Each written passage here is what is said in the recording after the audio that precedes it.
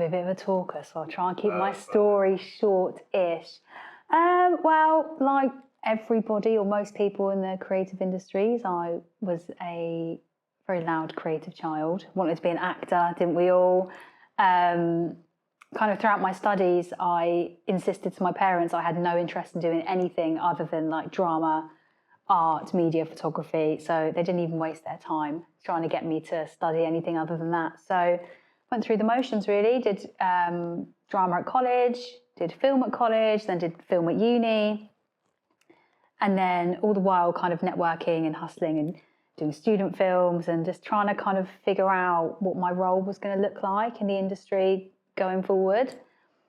Did my degree in film and kind of had a penny drop moment that I loved creating, but you know, when you're 18, you've got to start at the bottom of the ladder, I suppose. And then something kind of switched to me and I thought, my own internal bias at the time, but I thought, I've got cerebral palsy. I'm not going to get hired by anyone to be a production runner. So I did what everybody does when they leave uni and they don't know what to do. And I did a master's. And then that's kind of what led me into becoming a talent agent. So I was 6 weeks or something into my master's, and it was, even getting onto the master's was quite difficult. I applied for one, then I got a phone call saying the master's that you've chosen, we're not running it because you're the only person that applied. And it was arts management or something like that. And then I found another course actually, very close to where I lived, in cultural arts management. I thought, oh, that sounds like a bit of me, because basically I wanted to learn business, but I knew that the creative and neurodivergent in me would be absolutely bored to death if I went and just did a business master's. So I started cultural arts management. 6 weeks in, we're told we're kind of learning and going to be trained to be a manager of some description. Theatre, art scene, you know, kind of not really film and TV. It didn't really come into it much, but I already had the cogs turning for myself on that one. And our lecturer said, you're going to learn to be a manager, and at the end, your dissertation is going to be to create a thing. So somebody put on like a music night with choirs, somebody did a standard dissertation, somebody else did an art exhibition, I think. And I don't know what it was, but the penny drop moment hit again. And these moments that I keep having, and I really, when those moments come to me, I just follow them. I don't really give it much thought. If I have an idea, I run with it. I just had the idea to start a talent agency. I don't know, it just made absolutely perfect sense to me. I was like, well, I've made films, I know loads of actors, I know loads of people making films all the time. I even, you know, I know production crew that want to get work, because I was thinking big at that point. I was like, I could just represent sort of everybody, and then they can all help each other out, and it's going to be amazing, it's going to be wonderful. And so that was my idea that I ran with pretty much straight away. And my lecturer said, oh, you know, that's great, but let's learn this and that. And I was like, okay. I was working at Laura Ashley at the time as well, part-time, and so I quit. Registered on Company's House with the name the Dazey Hills Company, which I'd been thinking for a while. And I walked into my lecture the following week and I was like, did it! And that was 7 years ago now. So yeah, I knew all of these talented people. And I, you know, being from the New Forest, like there's not a whole bunch, there's a lot of creative people there, but it's not the same as living in London, and there's different barriers, I suppose. So in my head, when I first started it and I was 23, I was like, I'm going to take like all of the bits from old Hollywood and the studio systems, the bits that worked, and do it in an ethical way. You know, we can like make films in-house, and then the actors can all be on contract, and like grand thing. And then in the start, I've got 5 clients and I'm peddling for like music videos and ads for local businesses to get models in there, and like grappling at everything that I could. And then there were bigger jobs where they'd say, oh, we need camera crew. Oh, but we also need a couple of supporting artists. Oh, do you know a stylist? And I was like, yeah, this is what I'm talking about. This is how it's supposed to be. And it was like that for a long time. And then when COVID happened, I kind of I rethought about what I was doing and why I was doing it. And a lot of my friends, because they were my friends as well, you know, I was representing my mates to start off with, it's what you do. They either left the industry or went home, and we went into lockdown. And so I pivoted then, because the actor side was growing. I thought I need to shrink in some areas in order to grow in the others. So I made the choice just to pivot to actors then, with a real focus on diverse talent. You know, I live with cerebral palsy, so I say that the agency is disability led and diversity focused, kind of in whatever that means to somebody. I think, like, you know, there's things that I'm really passionate about, and diverse voices and amplifying those voices is one of them. But I think if you've ever faced a barrier, then I always want to hear about it, and I want to see if we can work together. So that's kind of my ethos behind it. And I always say to people, you could be the best, like you could be an Oscar-winning actor. Not all agents will say this, but this is my thoughts. You could be an Oscar-winning actor, but if you don't have lived experience of diversity, or you're not an ally, I'm not signing you. I'm not interested, you know. Yeah, there's so many joyous moments. I think my approach with it is that, like, every milestone for each client is going to look different, but for me the excitement and support within that milestone is still the same. Like, I've signed clients before who, like, don't even have headshots and aren't on Spotlight, so for them those first milestones are getting the headshots and getting on Spotlight, which we know with both of those things sometimes there's a financial barrier. So it's like, oh, could I, with what they've got, can I get them on, like, can I get them a walk-on role in something, and then they've got the money to get their headshots and get on Spotlight, and then they do that, and then they have their first audition, maybe it's for a short, and then they book the short, and then it goes up and up and up. Or I've got other clients, you know, who are more experienced. They're like, oh, I want to book my first feature, or even actually be seen for a feature film. Maybe they haven't been seen for a feature film before. So it's like, right, okay, we do that. And for me, although subjectively they're quite different, like, to me the excitement of that milestone is still the same. And I think something that I've really mastered over the years is kind of adapting to each client that I have. Like, we've all got a really personal relationship. That's why I don't represent hundreds of people, because I would not manage to do that alone. But it's really important to me to have that personal relationship, like have somebody in your corner. You might not have had somebody in your corner before. You might not have had somebody tell you about initiatives or avenues or ways to get things done, because you might not have had access to it before. So for me, that's really important. And then as a standard, regardless of whether a client has disclosed disability or neurodivergence or anything, I always offer everybody an access rider, and to chat through, what would your access rider look like? Have you spoken to somebody about your access requirements? That's really important to me to do that. Yeah, I think I know. So certainly from my experience of this industry has absolutely been shaped by the fact that I have cerebral palsy. The journey I've gone on is, you know, largely to do with the fact that I have cerebral palsy. Had I not had cerebral palsy, maybe I would have gone straight in and been a production runner. Maybe I would drive. Maybe I would do all of these other job roles. Maybe I'd be a whiz on a sewing machine. Maybe I'd be training to be a costume designer. But I have cerebral palsy, and this is the way it's gone for me, which I absolutely love. I wouldn't have it any other way. And I think whatever, kind of diverse background you're from, and the barriers that come with that, I think you learn from that, and you bring that into your art, and you bring it into the kind of projects that you want to be part of, or you bring it into the type of headshot session you want to book, and the kind of photographer you want to go to, or the kind of scripts that you'll read, or the kind of events that you'll go to. You know, you have this informed layer that I think people who don't come from diverse backgrounds don't necessarily have.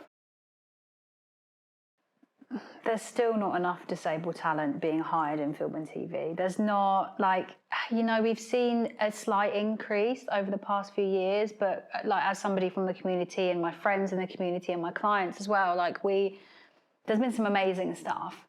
But as a landscape, we're largely unimpressed. And for some of my clients, they're still not getting seen for, a few times they have been, but a lot of casting directors are creating disabled roles, but we're still not really at the point where there's just roles and the character happens to be disabled. That's the switch. I think that is when we have, we're going to have true equality and inclusivity, but we'll be more on the way to it, because it's not just this character's a wheelchair user and the whole narrative surrounds them being a wheelchair user. That's not what we want. We want a character that just so happens to be a wheelchair user. And it's okay, cool. That's just part of them. It doesn't have to be central to the narrative all the time, because then there's harmful stereotypes within that. So there's been a step in the right direction with a few shows, but it's not to the place that we want it to be, I would say. Yeah, I'd like the bare minimum's not enough anymore, Like if you're casting a commercial and you're doing your like diversity checks and you're like, oh, we'll have someone from this background, someone from this background, like that's not really enough. Especially when we're thinking about narrative projects as well, and we're talking about actors who are, having, I suppose it's different with commercials, right? Because especially if you've got walk-on roles, there's not a great deal of narrative for everybody, but particularly for TV series and films, when the character has a story arc of their own and they have a narrative, then I don't think that should just all be about their disability. I don't. Like, there's so much more to it. Like, the relationships they're having, the life that they live, like rather than just all about their disability, like that would do my head in. And I think the times that I've been to auditions over the years, it's weird for me because I have cerebral palsy, but it presents as non-visible. And the amount of times I've been asked to play it up, which a lot of disabled actors have been asked to do that I know about, that I've spoken to, and it's not right.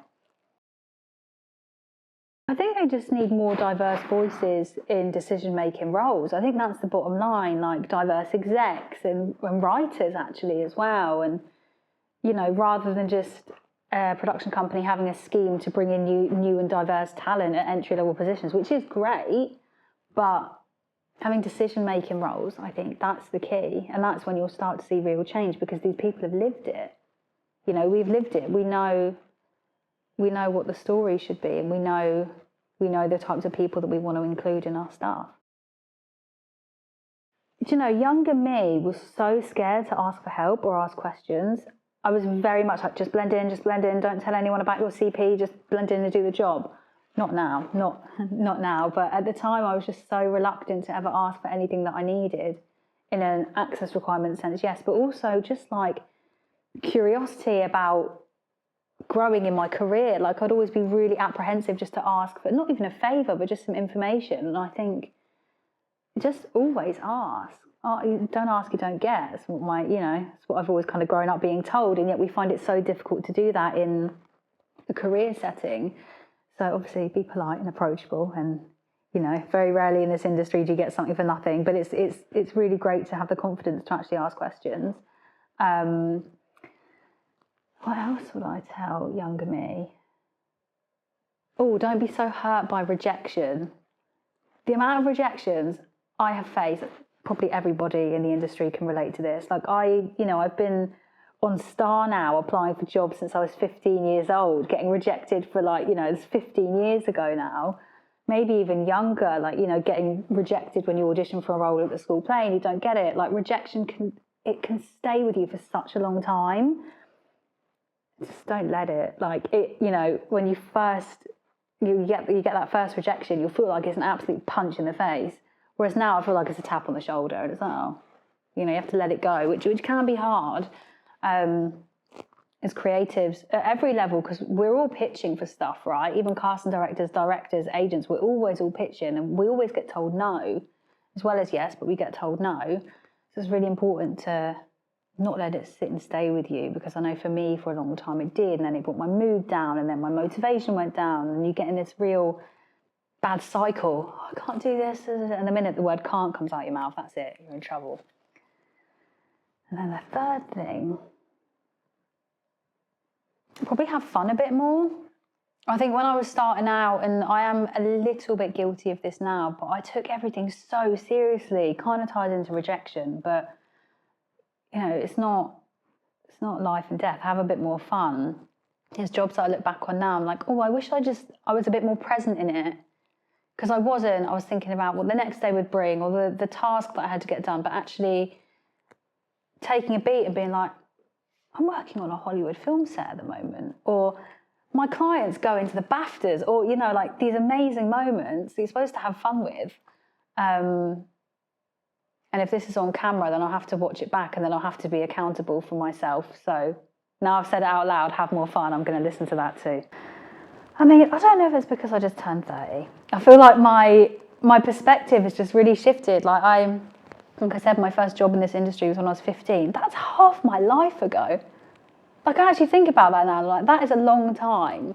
So I have learned a lot along the way. I've, 7 years being an agent, just doing the rebrand, and now Dazey Talent, and having pivoted everything. Like, there's still so much for me to learn. Like, I bet when I'm 40 and sit here doing one of these things, I'll say something totally different. But yeah, I think the having fun element is really important, and I think being able to ask for things. And I actually think, like, since COVID, when everybody was jumping on Zoom calls and having a cup of teas with execs and stuff like that, everyone is a lot more receptive now. So I think just shoot your shot. I think you can almost say no. Just be polite, be decent.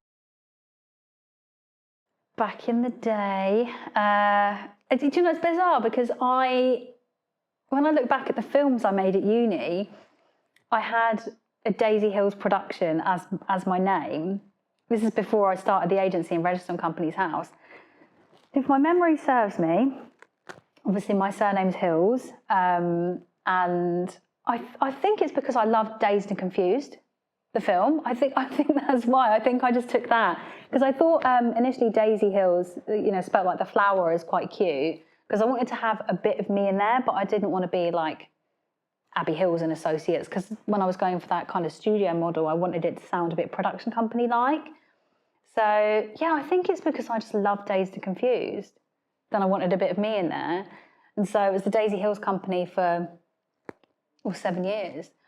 And then I keep talking about it, but turning 30, I feel like really, like, my brain chemistry has just changed. And it was leading up to my birthday, and I was like, love my job still, love my agency itself, love my clients, but something about the branding, I was like, oh, I don't like that anymore. I think I've outgrown it a little bit. So Dazey Talent just made sense, and I think it opens me up to, in the future, if I ever wanted to circle back and represent, people other than actors. I've got a couple of clients now in the kind of entertainment space, but they're very much still on-camera talent. But when I sort of did all the rebrand myself and it was Dazey Talent, I was like, ooh, glossy, I like it. And it just felt right. Just felt right. And I think after 7 years, I think I was getting the 7-year itch. I think that's what was happening. So I needed a little vibe change.